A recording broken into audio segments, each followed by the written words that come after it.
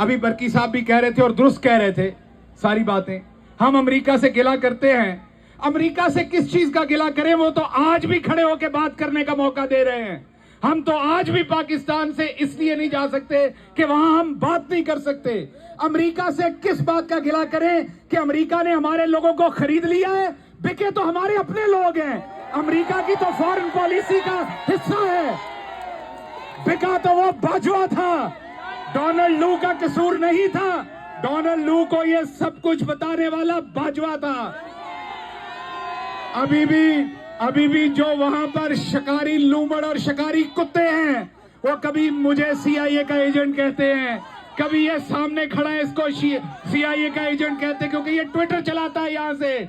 मैं भी सीआईए का एजेंट हो गया, अब जिब्रान भी सीआईए का एजेंट हो गया, यहां पर खड़े ये जॉनी बशीर भी सीआईए का एजेंट होगा। अल्लाह हर किसी को इस तरह के सीआईए एजेंट दे, अल्लाह हर इमरान खान को इस तरह के सीआईए एजेंट दे, अल्लाह हर इमरान खान को इस तरह के एस्टेब्लिशमेंट के एजेंट दे, जिन्होंने आपकी पग और धोती दोनों बाजार में खोल दी है। और एक बात और याद रखिएगा, ये भी सीआईए एजेंट है, अच्छा ठीक है। एक बात और याद रखिएगा, मैं 15 साल से अमेरिका के अंदर जिनका एजेंट था, जिनके लिए काम करता था, उन्होंने तो गद्दार बना दिया आखिर पर। कसूर यह था कि मैं इमरान खान के साथ खड़ा था।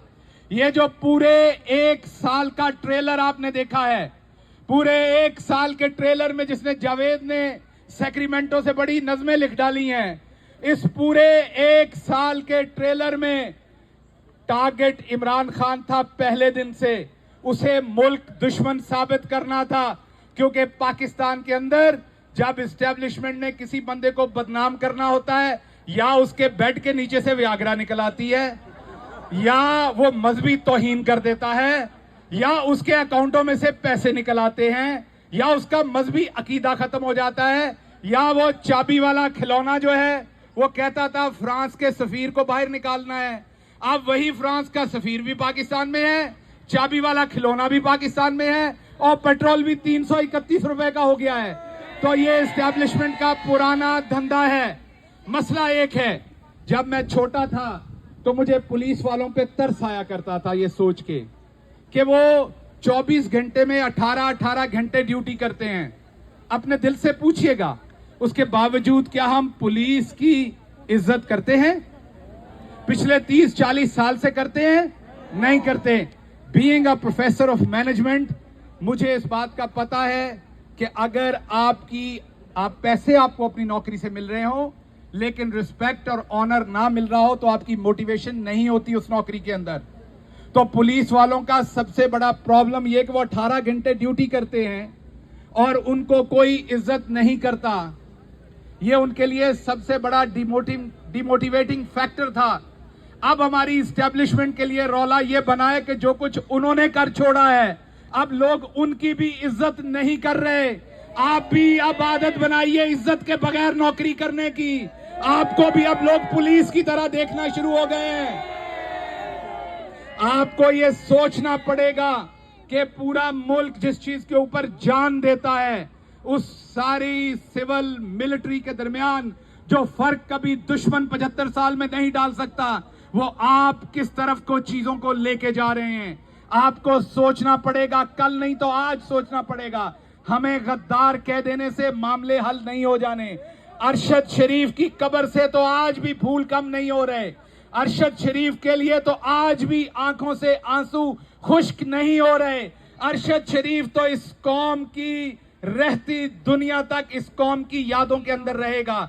अरशद शरीफ तो आज भी इस कौम का हीरो है, लेकिन उसके मारने वालों से कोई पूछे कि आपने अपनी इज्जत के साथ क्या किया है, आपने मुल्क की इज्जत के साथ क्या किया है। इमरान रियाज को आपने 150 दिनों से बंद रखा हुआ है, उसकी आवाज तो आज भी गूंजती है। उसका हम आवाज कोई शहबाज गिल है, कोई और आपको साबिर शाकिर नजर आएगा, कोई समी इब्राहिम नजर आएगा, कोई मोहित पीरजादा नजर आएगा, और कुछ नहीं। तो अब सिटीजन जर्नलिज्म शुरू हो गया है। लोग अपनी अपनी बात कर रहे हैं। क्या आप आवाजें बंद कर देंगे? अगर गटर से बू आए तो ढक्कन देने से मामला खत्म नहीं होता। उस गटर के अंदर जो कुत्ता मरा होता है उसको निकालना होता है। तो आपको कुत्ता निकालना पड़ेगा, और कुत्ता है करप्शन। पाकिस्तान के अंदर एलीट सोसाइटी की करप्शन है। वहां पर एलीट का जो सिस्टम है उसने पूरे सिस्टम को जकड़ा हुआ है। वो सिस्टम जो है आपकी ब्यूरोक्रेसी में भी मौजूद है, वो आपकी मिलिट्री एस्टेब्लिशमेंट में मौजूद है, वो आपकी अदलिया के अंदर भी मौजूद है, वकला में भी, बिजनेसमैनों में के अंदर भी, वो आपके हर वॉक्स ऑफ लाइफ के अंदर एलीट का वो कैप्चर्ड सिस्टम जो है वो मौजूद है, जो सबसे मिलके मिडिल क्लास को और आम आदमी को गिरा रहा है। इमरान खान का कसूर क्या था, मुझे ये बताइए। इमरान खान का कसूर ये था कि वो समुंदर पार पाकिस्तानियों को पाकिस्तान का सबसे बड़ा एसेट समझते थे। इमरान खान का कसूर यह था कि उसने सोनी धरती प्रोग्राम शुरू किया था, उसने राष्ट्र अकाउंट शुरू किया था, इमरान खान ने आपको वोट का हक दिया था, इमरान खान हर चीज में आपको शामिल करना चाहता था। और दूसरी तरफ क्या कहा जाता है, ख्वाजा आसिफ क्या कहता है दूसरी तरफ, कि ये लोग अपने वालिदैन की मैयतें दफनाने आते हैं और जाते हुए प्रॉपर्टी बेच के ले जाते हैं। हालांकि मुझे समझ नहीं, ख्वाजा साहब की अपनी सारी औलाद बाहर रहती है। एक दिन तो मरना है ना ख्वाजे, तुमने ख्वाजे डड्डू, एक दिन तो मरोगे। अल्लाह तुम्हें जिंदगी दे, लेकिन जब भी मरोगे, मैंने भी मरना है, जब भी मरोगे आपकी बेटियां भी बाहर रह जाती हैं, वो भी आपको ऐसे ही दफनाने जाएंगी जैसे ओवरसीज पाकिस्तानी जाते हैं, और आपकी भी प्रॉपर्टी ऐसे ही बेच के बाहर लेके आएंगी पैसे वो। तो ये लोग ओवरसीज पाकिस्तानियों के खिलाफ जुबान इसलिए इस्तेमाल करते हैं कि ओवरसीज पाकिस्तानी जो हैं वो आवाज रखते हैं, उनको शऊर है, उन्होंने एक डेमोक्रेटिक सिस्टम देखा हुआ है। यहां किसी के बेडरूम में से व्याग्रा की गोलियां निकालने से उसकी हुब्बल वतनी के ऊपर शक नहीं किया जा सकता। यहां किसी शख्स के बैंक के अंदर से जाली तरीके से पैसे डाल के निकाल लेने से उसके ऊपर शक नहीं किया जा सकता। आखिरी बात मैं ये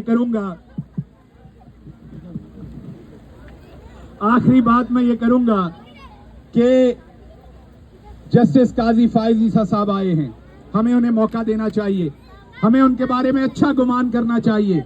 वो तशरीफ लाए हैं, मैंने अपने कल के व्लॉग में कहा कि सारे उन्हें अपना अपना बंदा कह रहे हैं। मुझे लगता है कि वो कानून पे चलेंगे। कल उन्होंने अपनी बेगम को साथ खड़ा करके हल्फ लिया, बहुत अच्छा किया। उनकी वो जीवन साथी हैं, सारी जिंदगी वो इकट्ठे चले हैं, उनकी इस कामयाबी में उनका बराबर का हाथ है, बहुत अच्छा किया। लेकिन मैं तवक्को करता हूं कि जिस तरह उन्होंने औरतों को इज्जत देने का आगाज किया है, अब वो अगली इज्जत मोहतरमा यास्मीन राशिद साहबा को देंगे, अब वो अगली इज्जत खतीजा शाह को देंगे, अब वो अगली इज्जत आलिया हमजा को देंगे, अब वो अगली इज्जत जो है वो 27 खवातीन जो जेलों में सड़ रही हैं आवाज बुलंद करने पे, अब वो इज्जत उनको देंगे। उसके बाद बात यहीं पर खत्म नहीं होगी। ये आज जो लिबरल गमाश्ते उनके इज्जत देने के कलाबे मिला रहे हैं, अगर कल को इमरान खान अपनी बीवी को इज्जत देगा तो ये उस पर भी खुश होंगे।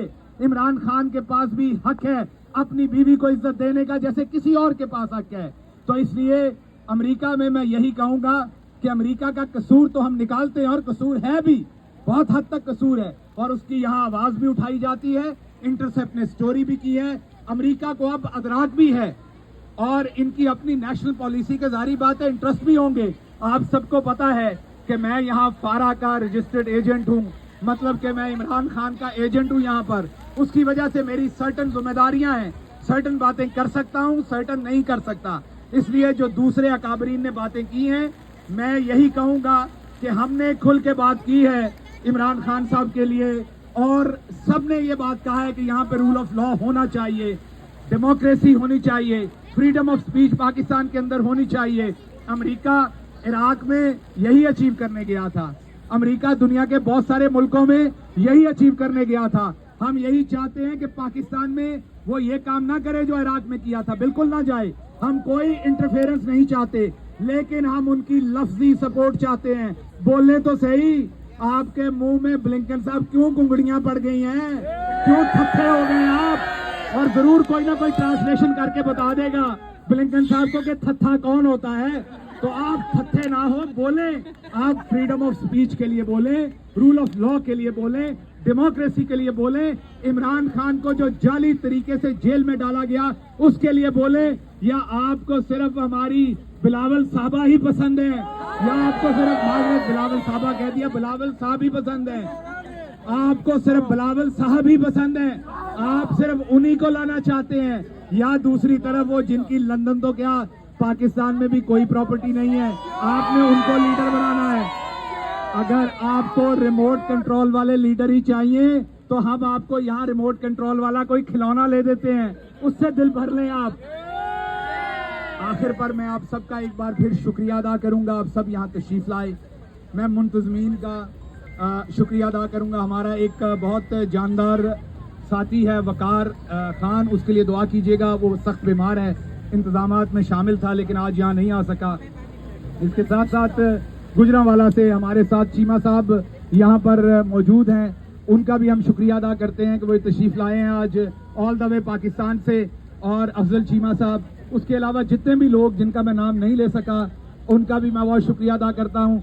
और जो चौधरी ज़हूर साहब ने कुर्बानी देने का ऐलान किया है, हम सबको उसकी सताइश करनी पड़ेगी और पाकिस्तान के अंदर अपने रिश्तेदारों से का हाथ बटाइए। आजकल वहाँ बहुत महंगाई है, ये मैं सीरियस नोट पे बात कर रहा हूँ। अब बहुत सारे सफेद पोश लोग अपना घर वहाँ नहीं चला सकते, अब सफेद पोश लोगों को जरूर उनके राशन के लिए, दूसरी चीजों के लिए पैसे भिजवाइए।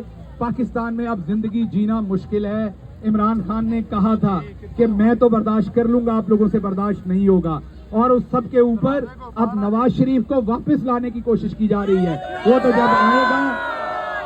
आएगा तो आवाम उससे पूछ लेगी और सारा आटा, दाल, चीनी, सारा रेट सब कुछ सामने आ जाएगा नवाज शरीफ के। एक दफा इलेक्शन होने दें, फ्री एंड फेयर इलेक्शन करवाएं, आपको सब पता चल जाएगा कि अवाम कहां खड़ी है और आप अवाम को कितना बेवकूफ बना सकते हैं। बहुत शुक्रिया।